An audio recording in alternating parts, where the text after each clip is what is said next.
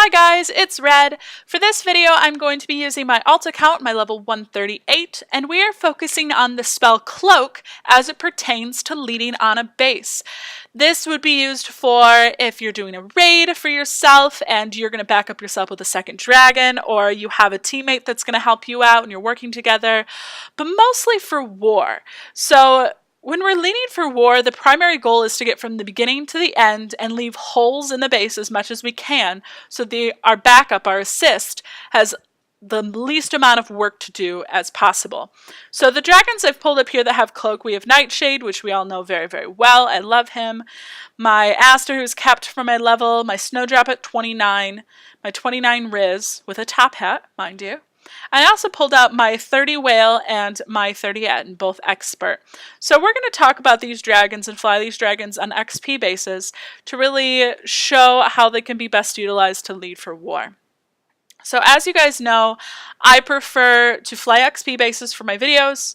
If you ever have any questions about flying on real bases, please know that they are completely different flight styles, but these are good bases to practice on until these spells become a little bit more instinctual.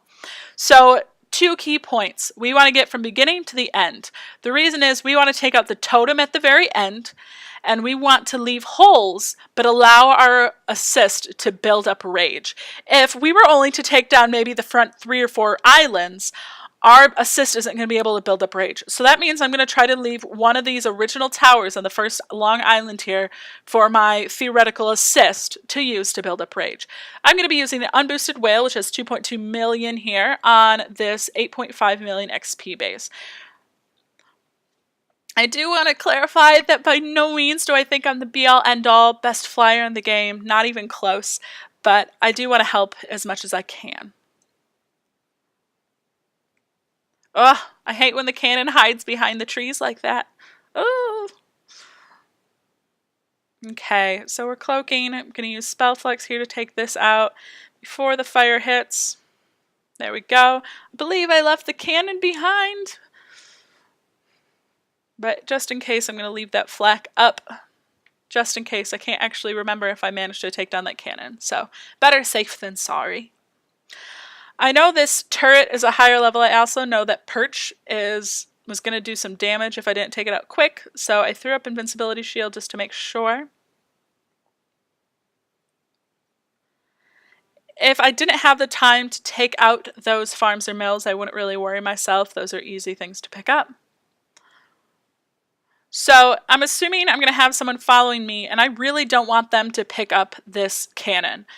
But you know, I don't think I can take it down without harming myself. So what that means is I'm going to leave the ice too to give someone who's following me a little bit more of a chance to make a choice between what tower they'd like to pick up.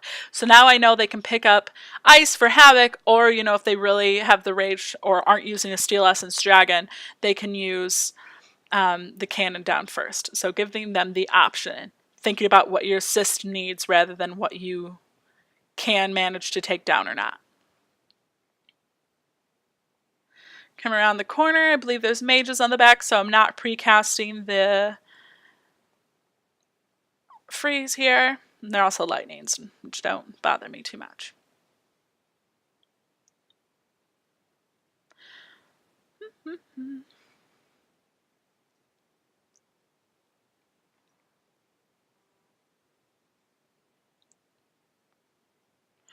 Last key point is watch what I do, even if I can't take out this last tower. Don't touch the castle. So if you're leading for someone, you want to let your dragon swap itself out naturally, so that way you're building up rage for the person following you behind. So that way they've built up rage, they have a full bar, and I cleared most of the base for them. So that is how I would use Whale. Now, Whale versus males isn't that big of a power difference. Whale did fine. So let's look at males again, but using a severely underpowered dragon like Etten. So boosted here, Etten has a handful of lower tier spell or lower tier runes. Still boosted 1.4 million versus an 18.5 million base. That's a significant difference. Etten also doesn't have Steel Essence, which means he loses that ability. So we're going to want to leave healing marks behind on monuments, which means I'm not going to destroy monuments if I can help it and if I can keep myself from it, and then make it from the beginning to the end and ripping as many holes as I can. Now with an underpowered dragon, I need to make sure I clear around these high level towers best I can. So that 37 ice there on the center and on the center long island and the small island, as well as the 41 fires on the long island and the following small. Probably not going to be able to take those down just due to the firepower of N, but I'm going to make sure that my assist doesn't have to worry about the other towers as well, if I can. So here we go with Etten. Cross your fingers. Haven't done this in a while. Etten isn't on any of my rosters, so here we go. Oop, apparently have line notifications on. So I'm going to leave that cannon there. So I'm going to build up rage. I'm also going to leave a single storm, just in case, so they have more of an option what spells they want to build up. Put a healing mark here. For my follow, it's not for me. Okay, I'm going to leave that ice alone. But I am going to try to take out this perch here. Perch is out. Oop! Dang it. Should have left another healing mark for my buddy. Cloak. Okay, I'm really nervous about this middle of the Long Island, guys. Don't have ice resist. I don't have lightning resist. Woo!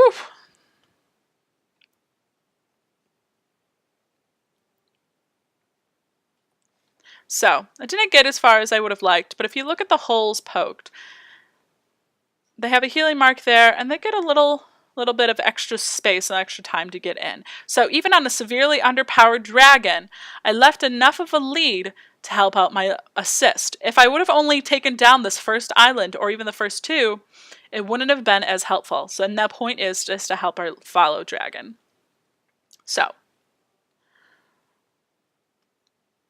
let's take a look at Ala. For this, we are going to use my Aster on Ala rather than my Nightshade. I do believe that my Nightshade can do significantly more damage than my Aster, just due to the spell set. So I'm going to boost my Aster here. 10 million attack power versus 109. So if you've forgotten a little bit about Aster, we do have Resurrection, which I'm going to see if I can effectively use, Cloak, and Ice Resist along with Steel Essence, and Steel Essence helps quite a bit. Alright guys, here we go.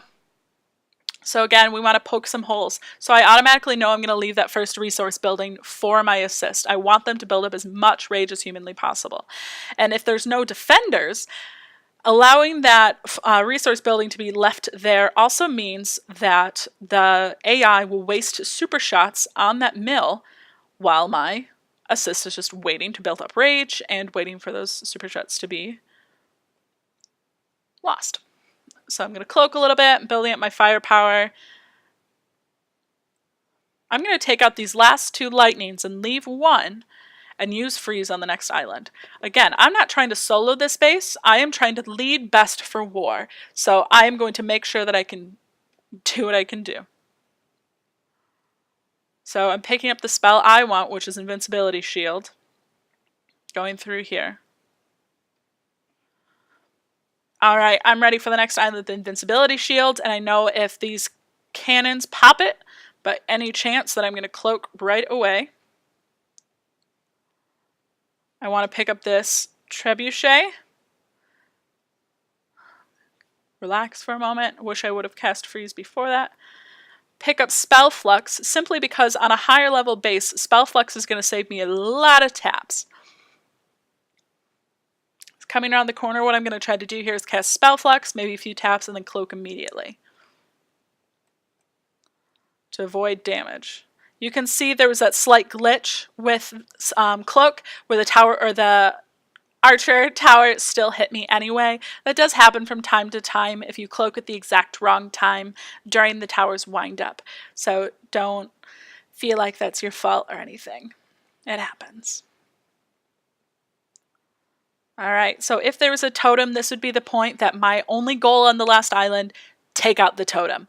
That way my assist can have really the best start possible. Okay, So again, I'm not going to attack the castle. I'm going to make sure I'm floating off to the right and let the game auto swap me out. So I started with about 2 bars of rage, and if I'm letting the game auto swap me out, I'm giving my lead the chance to start with at least 4. So if we look at that, just over 4 bars, they're starting back here with a mill, with a lightning so they can pick up chain if they want, another mill, and then an ice. So that's a pretty solid lead if this was war. Granted, I know, again, this is an XP base, but I guess this is an idea. So I hope this helped out a little bit on how you can utilize Cloak to really poke some holes in bases to help you with raiding or to help you in leading for wars.